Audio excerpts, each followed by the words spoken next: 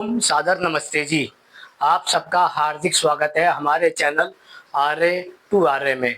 आइए हम आपसे आज नए विषय पे चर्चा करते हैं और आज का हमारा नया विषय रहेगा दलित समाज ब्राह्मणवाद को गाली क्यों देता है। जब हम इस विषय पे बात करते हैं कि दलित समाज ब्राह्मणवाद को गाली क्यों देता है, क्योंकि क्योंकि ब्राह्मणवाद ने दलितों को अलग अलग प्रकार की गालियां दी है, जैसे कि अछूत जाति, नीच जाति, शूद्र जाति या दलित जाति। ये जो चार प्रकार की गालियां है, ये गालियां ही ब्राह्मणवाद ने दलित समाज को दी है। जब हम बात करते हैं कि यह ब्राह्मणवाद की आरंभ कहाँ से होता है, तो सबसे पहले हमें एक काल मिलता है जिसे हम कहते हैं महाभारत काल। महाभारत काल में इसे वैदिक काल भी कहा जाता है, क्योंकि यहाँ पर ऋषियों का काल था। इसे हम महाभारत काल भी कहते हैं। इन दोनों में क्या था कि जो चार प्रकार के वर्ण होते थे, जिसे हम ब्राह्मण कहते हैं, क्षत्रिय कहते हैं, वैश्य कहते हैं और शूद्र कहते हैं। ये चार प्रकार के वर्ण हुआ करते थे। ये चारों प्रकार के वर्ण अपने अपने गुण कर्म स्वभाव के अनुसार जाने जाते थे। यह प्रक्रियाएं सृष्टि के आदि से लेके महाभारत काल तक चलती रही। जिसे हम अरबों वर्ष पुराना वैदिक समाज कहते हैं, वह महाभारत काल तक चलता रहा।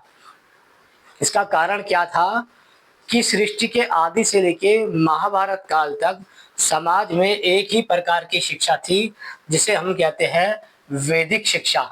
यानी कि वैदिक शिक्षा होने के कारण ही भारत केवल एक शिक्षा को मानने वाला था। एक शिक्षा के मानने के कारण ही सभी मनुष्य अपने कर्मों के अनुसार कार्य करते थे। जब कोई बच्चा गुरुकुल में जाकर शिक्षा ग्रहण करता था और शिक्षा ग्रहण करने के बाद उसकी रुचि शिक्षा को आगे बढ़ाने में होती थी, तब वह ब्राह्मण हो जाता था। जिसकी रक्षा में रुचि होती थी वह क्षत्रिय हो जाता था, जिसकी व्यापार में रुचि होती थी वह वैश्य हो जाता था, और जिसकी सेवा में रुचि होती थी वह शूद्र हो जाता था। वैदिक काल से लेके महाभारत काल तक केवल और केवल ब्राह्मण का एक ही कार्य था, वह था शिक्षा का प्रचार करना। क्षत्रिय का कार्य था रक्षा करना, वैश्य का कार्य था धर्म अनुकूल व्यापार करना, और शूद्र का कार्य था कि धर्म अनुकूल सेवा करना। यह कार्य लगातार चलते रहे सृष्टि के आदिकाल से लेके महाभारत काल तक। लेकिन जब महाभारत काल आया तो उसके बाद ये जो सत्ताएं समाप्त हुई वैदिक ऋषियों की, तो सत्ता आई ब्राह्मणों के हाथ में, जिसे आज हम पुराणिक ब्राह्मण कहते हैं। उनके हाथ में ये सत्ता आ गई। जब ये पुराणिक ब्राह्मणों के हाथ में सत्ता आई तो उन्होंने सबसे पहले क्या किया, उन्होंने वर्ण व्यवस्था को नष्ट कर दिया। जब पुराणिक समाज ने वर्ण व्यवस्था को नष्ट किया तो वहां पर उन्होंने पहला अधर्म किया। जब यहाँ पर पहला अधर्म हो गया तो फिर उन्होंने दूसरा धर्म किया। पुराणिकों ने चार वर्ण को तीन वर्ण में बांट दिया। पहला ब्राह्मण, दूसरा क्षत्रिय और तीसरा वैश्य। अब यहाँ पर तीन वर्ण हो गए, जबकि वैदिक काल में और महाभारत काल तक केवल और केवल चार वर्ण थे। पुराणिक ब्राह्मण समाज ने चार वर्णों को तीन वर्णों में बांट दिया, ब्राह्मण, क्षत्रिय और वैश्य। यहाँ पर शूद्र जो थे उसे नष्ट कर दिया गया। यहाँ पर जब शूद्र को नष्ट किया गया तो उन्हें अछूत, नीच, शूद्र और दलित जाति के अंदर डाल दिया गया। जबकि ब्राह्मण, क्षत्रिय और वैश्य पहले कर्म हुआ करते थे। जैसे ही पुरानी काल की स्थापना हुई वैसे ही ये सारी की सारी जातियां हो गई।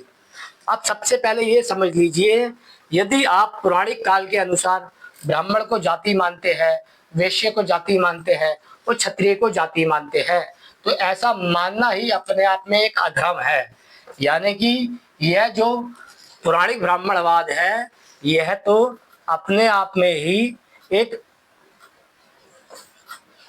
एक अधर्म की व्यवस्था है।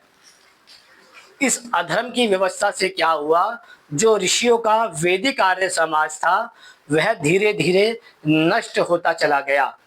वह इतना नष्ट हो गया कि संसार भर में 100 से अधिक धर्म बनते चले गए, जबकि महाभारत काल से पहले वैदिक काल तक अरबों साल पुराना जो कभी पूरा वैदिक आर्य समाज हुआ करता था संसार भर में, वह धीरे धीरे नष्ट होता चला गया। उसके नष्ट होते ही जैसे ही पुराणिक ब्राह्मणवाद के हाथ में सत्ता आई धर्म की, तो ना वह खुद पढ़ पाया और ना ही उन्होंने समाज को पढ़ने दिया। समाज को ना पढ़ने के कारण उन्होंने समाज को दलित जाति और सवर्ण जाति में विभाजित कर दिया। जब उसने ये दलित जाति और सवर्ण जाति में विभाजित किया, तो समाज में अनेक प्रकार के संप्रदाय बनते चले गए। वहीं से 4 प्रकार के संप्रदाय तो केवल हिंदुओं में बने, जिन्हें आज का हम 4 संप्रदाय कहते हैं। वह है वैष्णव, शैव, शाक्त और स्मार्त। ये 4 संप्रदाय बनते चले गए। इस 4 संप्रदायों में 2 संप्रदाय है जिसे हम मांसाहारी कहते हैं और 2 संप्रदाय है जिन्हें हम वैष्णव कहते हैं। यहाँ पर 2 संप्रदाय है जो शाकाहार का प्रमोशन करते हैं और 2 संप्रदाय है जो मांसाहार और नशाखोरी का समर्थन करते हैं। जब समाज वैदिक आर्य समाज, ऋषियों का समाज 2 भागों में बट गया, तो 2 भागों में से उनमें से धीरे धीरे समाज अलग अलग धर्म में चला गया। वहीं से आरंभ होता है जैन समाज का, बौद्ध समाज का, सिख समाज का, लिंगायत समाज का, रविदासीय समाज का, कबीर पंथ का, और विदेशों में आरंभ होता है ईसाई का, मुसलमान का और इस यहूदियों का, पारसियों का। ये सभी सारे संप्रदाय हैं, इन सब की आयु लगभग लगभग 4000 वर्ष पुरानी है। और 4000 वर्ष से पहले जो महाभारत की आयु है वह है 5000 वर्ष पुरानी। 5000 वर्ष से अगर हम 1000 वर्ष माइनस कर देते हैं, तो यहाँ पर आरंभ होता है पौराणिक समाज का। पौराणिक समाज का कार्य केवल इतना था, जो वेद की व्यवस्थाएं है, जिसे हम वर्ण व्यवस्था कहते हैं, ऋषियों की व्यवस्था कहते हैं, वेद की व्यवस्था कहते हैं, उस सबको नष्ट करने का ही मुख्य कार्य था। क्योंकि यदि उन्होंने वेद की व्यवस्थाओं को नष्ट ना किया होता, तो भारत में जो ईश्वर के नाम पे मूर्ति पूजाएं चल रही है, पाखंडवाद चल रहा है, मिथ्याचारी चल रही है, चोरी चकारी चल रही है, भिक्षावृत्ति चल रही है, वेश्यावृत्ति चल रही है, तो वह समाज में स्थापित नहीं हो पाता। क्योंकि पौराणिक समाज के कारण ही 4 संप्रदाय बने। इन 4 में से 2 शाकाहारी थे, 2 मांसाहारी थे। मांसाहारी ने मांस का समर्थन किया, शाकाहारियों ने शाक का समर्थन किया। यहाँ पर पूरा वैदिक आर्य समाज, जिसे आप वैदिक व्यवस्था कहते हैं, ऋषियों की व्यवस्था कहते हैं, जो लगभग लगभग 5000 साल पहले ही समाप्त हो गई थी। यानी कि 5000 साल पहले जब महाभारत हुआ था, जिसे हम जय संहिता कहते हैं, महाभारत काल आज से लगभग 5000 साल पहले था। ये महाभारत काल में ही वैदिक व्यवस्था नष्ट हो गई थी। यहाँ पर जब इसका नाम महाभारत पड़ा था, तो इसका नाम महाभारत देने वाले ही पौराणिक ब्राह्मण समाज है। क्योंकि यहाँ पर यदि ये महाभारत की बात की जाए, तो यहाँ पर भारत का नाम था आर्यवर्त। यदि यहाँ पर जय संहिता को आर्यवर्त नाम दिया जाता, तो ये समाज भारतीय समाज इस बात को समझ जाता कि वह आर्य समाज है। उन्होंने भारतीय समाज के मन में उस आर्य व्रत के नींव को समाप्त करने के लिए ही जय संहिता का नाम आर्यव्रत न रखकर महाभारत रखा। महाभारत के बाद ही भारत में पुराणिकों की सत्ता आई और पुराणिकों ने ऋषियों की वर्ण व्यवस्था को नष्ट कर दिया, वेद की वर्ण व्यवस्था को नष्ट कर दिया और समाजवाद के ढांचे को नष्ट कर दिया। आज जो भारत में झगड़ा चल रहा है दलित जाति और सवर्ण जाति का, मुख्य तौर पे ये बात समझ लीजिए कि जब हम कहते हैं सवर्ण जाति और दलित जाति, वेद के अनुसार यदि देखा जाए तो सवर्ण कोई जाति नहीं है। पहली बात, यदि आप सवर्ण को जाति मानते हैं तो ये अधर्म है। दूसरा, यदि आप स्वयं को सवर्ण जाति घोषित कर देते हैं, सुघोषित कर देते हैं और अन्य को दलित जाति कहते हैं तो ये भी वेद के अनुसार अधर्म है। तो सीधा सा अर्थ ये है कि दलित समाज ब्राह्मणवाद को गाली इसलिए देता है क्योंकि ब्राह्मणवाद ने दलितों को अलग अलग प्रकार से गाली दी है। पहली गाली दी है अछूत समाज, दूसरी दी है नीच समाज, तीसरी दी है दलित समाज और चौथी दी है शूद्र समाज। जब ये 4 प्रकार की गाली दलितों को दी गई तो दलित समाज इसलिए ब्राह्मणवाद को गाली बक रहा है। ये बात जब तक आप नहीं समझेंगे कि दलित समाज ब्राह्मणवाद को गाली क्यों बक रहा है, तब तक आप ये नहीं समझ पाएंगे। हम आज पुराणिक ब्राह्मणवाद को वेद से जोड़ रहे हैं, जबकि वेद की हत्या करने वाले ही पुराणिक ब्राह्मण समाज है। भारत में जितने भी समाज है, चाहे वह बौद्ध हो, सिख हो, लिंगायत हो, रविदासिया हो, जैन हो, पारसी हो, ये जितना भी भारतीय समाज है या विदेशी समाज है, इन सबका जो धर्म ग्रंथ है वह है वेद। वेद पे पूर्ण समस्त संसार का अधिकार है। लेकिन वेद की शिक्षाएं महाभारत काल में इसलिए समाप्त हो गई क्योंकि महाभारत काल में जो ऋषियों की संतानें थी वह आपस में झगड़े के कारण मर गई। यहाँ पर जब झगड़े के कारण मर गई तो यहाँ पर समाज का उत्पन्न हुआ, इसको कहते हैं हम पुराणिक समाज। पुराणिक ब्राह्मण समाज ने ना ही यथार्थ विद्या को स्वयं पढ़ा है और ना ही उसने समाज को पढ़ने दिया है। पुराणिक ब्राह्मण समाज ने सबसे पहले जो मूर्ख बनाया है वह बनाया है क्षत्रिय जाति को। यदि क्षत्रिय जाति को उन्होंने मूर्ख ना बनाया होता तो वह समाज में अविद्या का प्रचार नहीं कर पाता, पाखंड का प्रचार नहीं कर पाता, जातिवाद का प्रचार नहीं कर पाता, वेश्यावृत्ति का प्रचार नहीं कर पाता, नशाखोरी का प्रचार नहीं कर पाता, समाज को तोड़ने के षड्यंत्र नहीं रच पाता। उसने सबसे पहले क्षत्रिय समाज को, क्षत्रिय राजाओं को मूर्ख बनाया, जिसके कारण वह अन्य समाज पर दबाव बना सका। जब हम कहते हैं कि संसार की जो वर्ण व्यवस्था थी, जिसे हम वैदिक काल की वर्ण व्यवस्था कहते हैं, यह तो महाभारत काल में ही समाप्त हो गई थी। महाभारत में जब ये समाप्त हुई थी तभी यहाँ पर सवर्ण जाति और दलित जाति उत्पन्न हुई थी।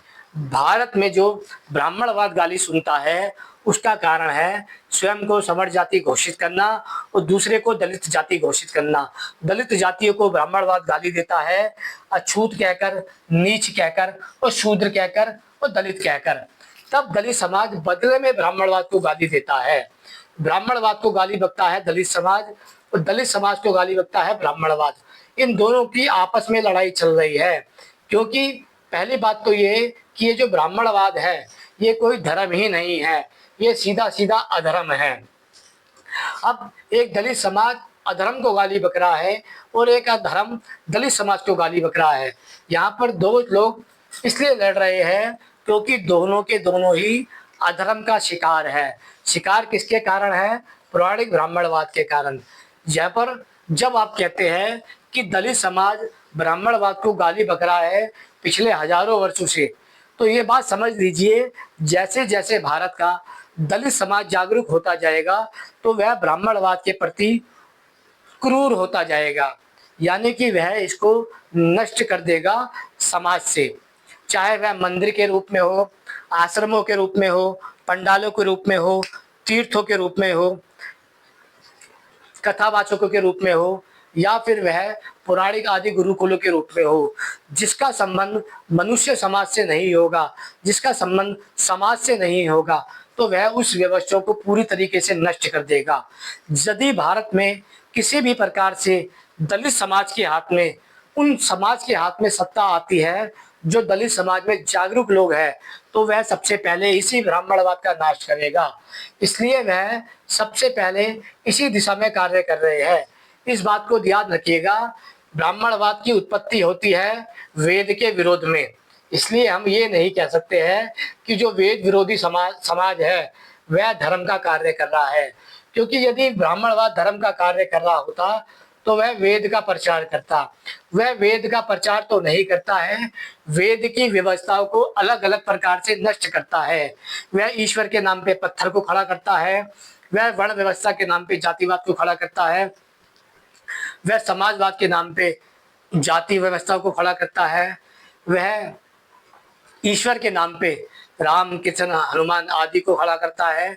यानी कि वह भारतीय समाज को इस वेद विद्या से दूर करता है और वह ये समझता है कि मैं जब तक धर्म की आड़ लेके खड़ा हूँ तब तक मैं सुरक्षित हूँ।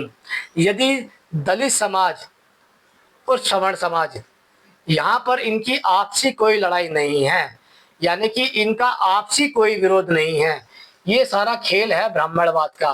ब्राह्मणवाद ने सवर्ण को जाति घोषित कर दिया और दूसरे को दलित जाति बोल दिया। दलितों को वह अछूत कहता है, नीच कहता है, शूद्र कहता है और दलित कहता है। इसलिए ब्राह्मणवाद गाली देता है दलितों को और दलित गाली देते हैं ब्राह्मणवाद को। यहाँ पर सवर्ण समाज की कोई बात नहीं है, लेकिन सवर्ण समाज की गुलामी इसलिए है क्योंकि ये ब्राह्मणवाद को अपना गुरु मानता है। जब यहाँ पर सवर्ण समाज ब्राह्मणवाद को अपना गुरु मानता है तो सबसे पहले ब्राह्मणवाद ने सवर्णों का इस्तेमाल किया है दलितों को गाली बकने के लिए। आज पूरा सवर्ण समाज दलितों को गाली बक रहा है और दलित गाली बक रहा है ब्राह्मणवाद को। दलित का झगड़ा सवर्ण समाज से नहीं है, उसका झगड़ा है ब्राह्मणवाद से। जब तक आप इस बात को नहीं समझेंगे कि दलित समाज ब्राह्मणवाद को गाली क्यों देता है, क्योंकि ब्राह्मणवाद ने दलितों को गाली दी है अछूत नीच शूद्र और दलित कहकर। ये लड़ाई पिछले 5000 वर्ष से भारत में चल रही है, जिसके कारण भारत में पहले बौद्ध बना, फिर जैन बना, फिर सिख बना, फिर लिंगायत बना, फिर रविदासिया बना, फिर कबीरपंथी बना। विदेश में इस्लाम, ईसाई, पारसी और यहूदी बनते चले गए। ये सारी की सारी व्यवस्थाएं 4000 साल के अंदर अंदर हुई है और 4000 साल से पहले ये कार्य भारत में पौराणिक ब्राह्मण कर चुके थे, क्योंकि संसार में जो विद्या जाती थी वह भारत से जाती थी और संसार में जो अविद्या गई है वह भी भारत से गई है। यानी कि पूरी संसार की यदि पृथ्वी का बात की जाए कि सारे संसार में अधर्म कहाँ से फैला है तो वह भारत से फैला है, क्योंकि सारी दुनिया में धर्म कहाँ से फैला था, वह भी भारत से फैला था। इसलिए सारी की समस्या का जड़ क्या है, वह है ब्राह्मणवाद। भारत में जब तक ब्राह्मणवाद है तब तक भारत बर्बाद ही रहेगा, इस पर आपको तनिक भी संदेह नहीं होना चाहिए। यदि भारत धीरे धीरे और टुकड़ों में बटेगा तो वहाँ पर भी आपको ये समस्या समझ आएगी। भारत के कितने छोटे छोटे टुकड़े होंगे इसकी अभी कल्पना नहीं की जा सकती। आशा करता हूँ विषय सरलता से समझ आ गया होगा। समझ आ गया है तो लाइक कीजिएगा। ओम नमस्ते जी।